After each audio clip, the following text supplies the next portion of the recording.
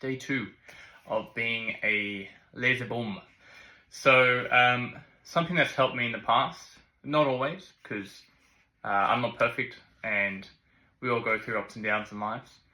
But if you're someone that might be similar to me with this personality trait and you have somewhat impatient tendencies and how can I say this?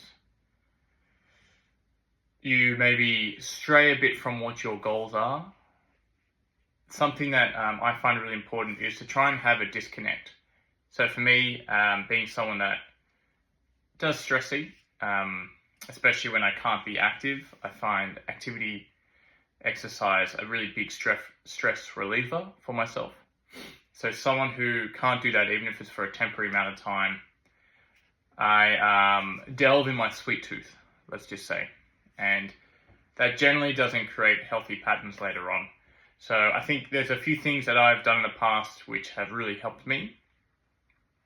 So as I said, it's trying to create some type of disconnect. So for me, this can be an impulsive emotion. So say, for example, I found out the news, your shoulder's screwed, your knee's screwed, okay? You can't do anything for a week, here's some injections, chill out. Kind of, that's the general summary.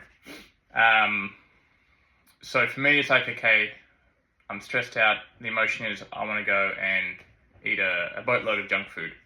Junk food in itself, I wouldn't say is inherently bad for you or unhealthy, but in copious amounts and in a short period of time as well, it obviously, let's just say, isn't the most beneficial for your health or your goal, unless your goal is to put on weight as quickly as possible. So having that in my head, how can I create a disconnect to where I can sit down and think, okay, hey, this is just an impulsive decision. What is my actual goal? Will doing this action of wanting to eat junk food actually get me closer or further away from my goal? For me, it could be something as little as calling a friend, as we talked about in a previous video, having that social network to kind of help you be more aligned with your goals when times are tough. So number one could be calling a friend. Number two, if you're able to, going for a walk. I can't do that at the moment, so for me that isn't really an option. But another option, which could be number three, is maybe just listen to music, write something down. It could be purely writing down your thought process of, hey, I had this impulsive thought, point one. Point two, why do I have this impulsive thought? Point three, is this impulsive thought going to get me closer to where I want to be or further away of where I want to be? Point four, okay, now that I've answered point three, what will get me closer to where I want to be? So it's just, again, for me, I found this quite helpful. It's just creating a bit more of a space between that impulsive thought and potential impulsive action to actually taking that action.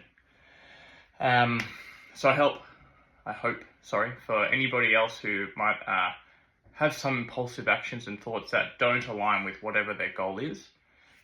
In this case, we're talking about, nutrition, weight maintenance or weight loss. Then how can we create a barrier between the thought and the action? And again, there's just a few things that have helped me, so I hope it helps you. And until next time.